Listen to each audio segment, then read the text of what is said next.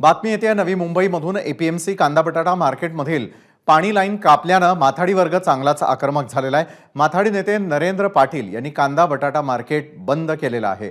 सर्व माथाडी मापाडी यांच्यासह मनपा मुख्यालयावरती मोर्चा काढला जाणार आहे। मार्केटमध्ये फिरून मार्केट बंद करत मोर्चामध्ये सहभागी होण्याचं आवाहन यावेळेला त्यांच्याकडून करण्यात आलं।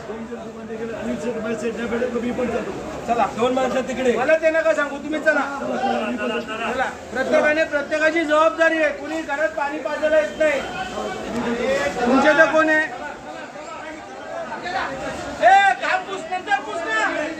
अरे चल म्हणजे चल कोण आहे कामगार चला